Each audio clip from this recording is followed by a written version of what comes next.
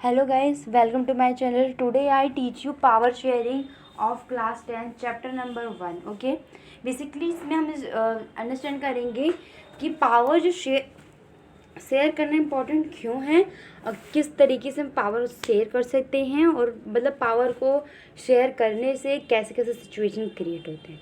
तो दो स्टोरी हम पढ़ेंगे, एक बेल्जियम और श्रीलंका की। ठीक है, तो बेल्जियम इज़ जो आपकी स्मॉल कंट्री है, यूरोप में है और ये बॉर्डर शेयर करती है फ्रांस के साथ, नीदरलैंड के साथ, जर्मनी और लग्जमबर्ग के साथ। ठीक है, और इसकी पॉपुलेशन है ओवर 1 करोड़ पॉपुलेशन है, हमारे हरियाणा के इक्वल समझ लो। और कंपोज अब इसमें ना पॉपुलेशन में कुछ कंपोजिशन है। देखिए कंपोजिशन क्या है, बेल्जियम है, वहाँ पे डच स्पीकर्स रहते हैं 59%, French speaking 40%, German speaking 1%। Just opposite उसकी कैपिटल सिटी जो ब्रुसेल है, वहाँ पे डच स्पीकिंग 20% और फ्रेंच स्पीकिंग 80% रहते हैं। तो यू कैन अंडरस्टैंड कि कितना इनमें कॉन्फ्लिक्ट्स हो सकता है, बिकॉज जो आपके डच स्पीकर्स वो मतलब कंट्री में तो हैं, वो पॉपुलेशन मतलब हैं वो मेजोरिटी में, बट आपकी जो कैपिटल सिटी वहाँ पे मेजोरिटी में नहीं है। एंड वो मनी के मामले में उसमें फ्रेंच स्पीकिंग जो ज़्यादा है और ये लोग उसमें मनी के मामले में उतने पावरफुल नहीं हैं। तो आप समझ सकते हो इनमें मतलब इसमें कॉन्फ्लिक्ट्स हो सकती हैं। अब कंपोजिशन ऑफ पॉपुलेशन, इसमें हम श्रीलंका के केस में देखते हैं। श्रीलंका में 2 स्पीकिंग के लोग रहते हैं, Sinhala speaking and Tamil speaking. Sinhala speaking 74%, Tamil speaking 80%। इनमें भी कॉन्फ्लिक्ट्स हो सकता है। देखो इसमें तो ज़्यादा ही डिफरेंस है।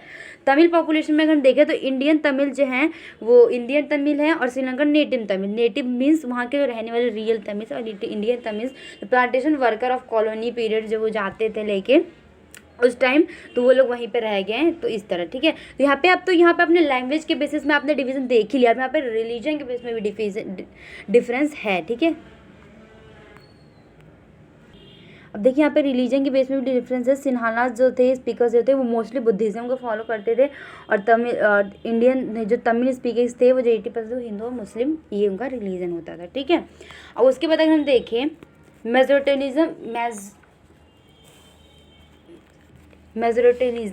मेजोरिटेनिज्म है ना, थोड़ा मतलब प्रोनाउंसिएशन में हो सकता है गड़बड़, तो यू समझ लीजिए आप। मेजोरिटेनिज्म इन श्रीलंका में इसको अडॉप्ट किया गया। मेजोरिटेनिज्म मीन्स होता है रूल ऑफ मेजोरिटी, जिसकी ज़्यादा मेजोरिटी, इसकी ज़्यादा पॉपुलेशन है वो अपने डोमिनेंस करे। दिस इज कॉल्ड मेजोरिटेनिज्म इन श्रीलंका। ठीक है, ये थी श्रीलंका। एमर्स, अब जो श्रीलंका है एमर्स एन इंडिपेंडेंट कंट्री 1948 में एक इंडिपेंडेंट कंट्री की तरह एमर्स हुई। ठीक है, Sinhala community secure dominance over government. जो सिन्हाला कम्युनिटी थी उसने अपने डोमिनेंस को सिक्योर किया गवर्नमेंट पे, क्योंकि इन्होंने कहा देखो हम मेजोरिटी में है तो हम अपनी मर्जी चलाएंगे। 1956 Sinhala become official language. Sinhala को इन्होंने ऑफिशियल लैंग्वेज बना दिया कुछ सालों में ही। University position, government job were given, इनको अपॉर्चुनिटी देने लगे सिन्हाला स्पीकिंग स्कोप। स्टेट, उसके बाद क्या हुआ, स्टेट सेल्फ प्रोटेस्ट और फर्स्ट ईयर बुद्धिज़्म को प्रोटेस्ट करने लगे, मतलब फर्स्ट ईयर उनको प्रोटेक्ट करने लगे, उनके लैंग्वेज को प्रोटेक्ट करने लगे। और यहाँ तक कि इन्होंने कॉन्स्टिट्यूशन में अमेंड कर दिया और मतलब कॉन्स्टिट्यूशन में इन्होंने न्यू बना दिया अपना। देखिए यहाँ पर लिखा है कॉन्स्टिट्यूशन में न्यू बना दिया और इन्होंने कहा कि जो जो इस रिलीजन को फॉलो करेंगे हम सिर्फ उसको सपोर्ट करेंगे। रिएक्शन ऑफ श्रीलंकन तमिल्स का क्या रिएक्शन हुआ इस पर देखिए। इन्होंने मतलब इनको बहुत ज़्यादा मतलब ऐसा फील हुआ ना कि हम अपने घर में रह रहे हो, हमें अपने घर से एक्सक्लूड कर दिया गया हो दिस। ठीक है, तो इन्होंने 3 डिमांड करी for the reorganization of Tamil as official language. कहा तो हमारे तमिल को भी रिकॉर्गनाइज कर दो ऑफिशियल लैंग्वेज। ठीक है, और सेकंड उन्होंने कहा कि हमें हमारे फॉर रीजनल अटोनॉमी दे दो, अगर आप हमें इंक्लूड नहीं करो तो एक्सक्लूड ही कर दो। ठीक है, for equal opportunity, security, education and jobs में इन्होंने इक्वल अपॉर्चुनिटी मांगी। But their demand were deny and they started feeling allied. मतलब इनको इन सबको इनके डिमांड्स को डिनाई कर दी। इनको कैसा फील हुआ, लीड मतलब हमें अकेला छोड़ दिया, अपने ही घर में रह के हमें बाहर कर दिया, इस तरह इनको फील हुआ। ठीक है, the relation of Sinhalese and Tamil, अब रिलेशन हुआ जो सिन्हालास और तमिल का जो रिलेशन है वो बहुत ज़्यादा ही ख़राब होने लगा, वेरी स्ट्रेटेड। ठीक है, एंड इसका एंड क्या हुआ, सिविल वॉर हो गया। सिविल वॉर आप जानते हो क्या होता है, जो आपस में ही लड़ाई होती है।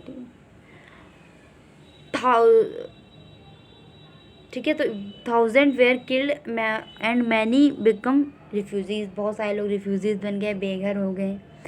It cause a terrible setback इसको क्या फेस करना पड़ा, ट्रेबल सेट, इनको सेटबैक फेस करना पड़ा। श्रीलंकन की जो इकॉनमी थी उन बहुत ज़्यादा मतलब ख़राब हो गई। ठीक है, तो इन्होंने देखो इन्होंने क्या क्या किया, इन्होंने बिल्कुल भी मतलब सही स्टेप नहीं लिए श्रीलंका जो थे श्रीलंका वाले लोगों ने। लेकिन बेल्जियम ने क्या किया वो देखिए, आपको बहुत अच्छा लगेगा।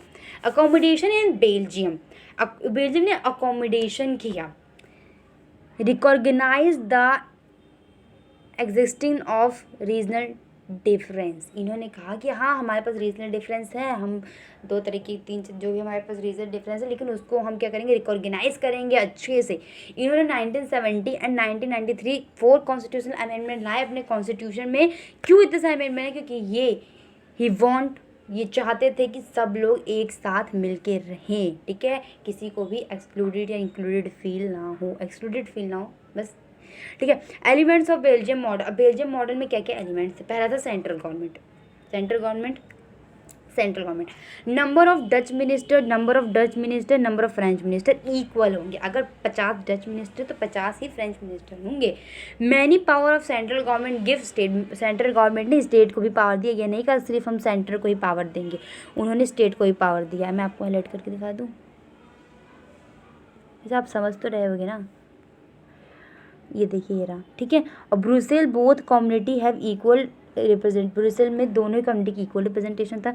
इन्होंने एक ना कम्युनिटी गवर्नमेंट ही बना ली। कम्युनिटी गवर्नमेंट क्या करती थी, ये मतलब एजुकेशनल लैंग्वेज और इन सब के इश्यूज़ को देखती थी ताकि कॉन्फ्लिक्ट ना हो। It is power regarding culture, educational language related issues को कम देखती थी। सोचो कितने अच्छे से रिकमेंडेशन किया सब कुछ।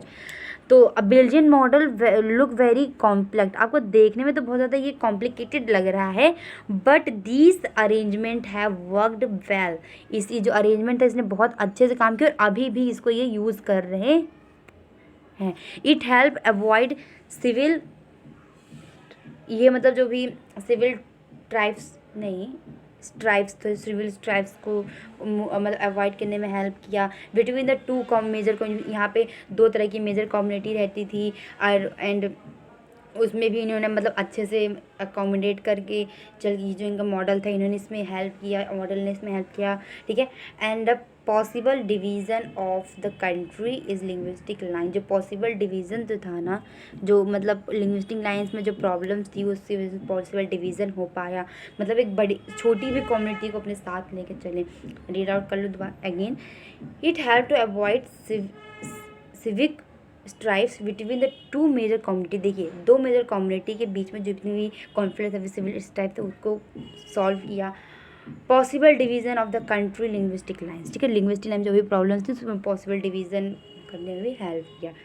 अब देखिए why power sharing is desirable. Power sharing क्यों डिज़ायरेबल है, मैं आपको यहाँ पे आपको विजिबल नहीं होगा अगर क्लियरली तो आई रीड आउट। ठीक है, मैं रीड कर रही हूँ, आप समझ लीजिए।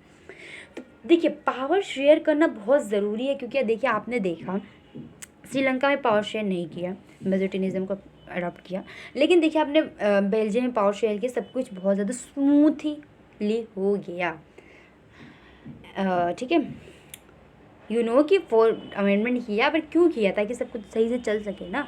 तो पावर शेयरिंग डिज़ायरेबल दो केस में है, एक प्रूडेंशियल और मॉरल। प्रूडेंशियल में क्या है, it's help in avoiding conflict, ये हेल्प करता है कॉन्फ्लिक्ट्स को अवॉइड करने में, एंड गिव पॉलिटिकल स्टेबिलिटी देता है। पॉलिटिकल स्टेबिलिटी मीन्स मतलब अच्छे से सब कुछ चल रहा है, ये नहीं लड़ाई हो रही है, ये सब नहीं, सबको अच्छे से अकोमोडेट करना, कॉन्फ्लिक्ट ना हो, सब कुछ अच्छे से स्मूथली चले। और मॉरल क्या है, स्पिरिट ऑफ डेमोक्रेसी। डेमोक्रेसी का मतलब ही है पावर शेयरिंग, है ना, स्पिरिट ऑफ डेमोक्रेसी। डेमोक्रेसी का मतलब ही है पावर शेयरिंग। अब देखिए form of power sharing. Power sharing के 4 फॉर्म होते हैं, horizontal, vertical and among different social group के बीच में पावर शेयर होता है, एंड प्रेशर ग्रुप मूवमेंट। ठीक है, तो ये था आपका चैप्टर। मतलब अब मैंने आपको फुल चैप्टर अभी नहीं पढ़ाया है, तो मैं आपको पढ़ाऊंगी। आता है जो वर्टिकल पावर शेयरिंग में पता है क्या होता है, union union government, state government, local government, then municipal and panchayat, ये सब होता है। और आपका हॉरिजॉन्टल में लेजिस्लेटिव, एग्जीक्यूटिव एंड जुडिशरी ये होता है। आगे मैं आपको आने वाली वीडियो में सेकंड पार्ट में पढ़ाऊंगी। आई होप आपको ये वीडियो बहुत अच्छे से चैप्टर आपको समझ में आ गया हो। रिवीजन पर्पज़ के लिए है ये वीडियो, ठीक है। इन डिटेल आप पढ़ सकते हो इस चैप्टर को। एंड बस बोर्ड एग्ज़ाम की अच्छे से प्रिपरेशन करिए, अपनी preparation. And thank you for watching my video. Share, like, comment please sir, share करिए वीडियो को, सब्सक्राइब करिए चैनल को, और भी लोगों को बताइए, ठीक है। अगर मुझे भी सपोर्ट मिलेगा तो मैं और वीडियोज़ बनाऊँगी। And thank you for watching my video.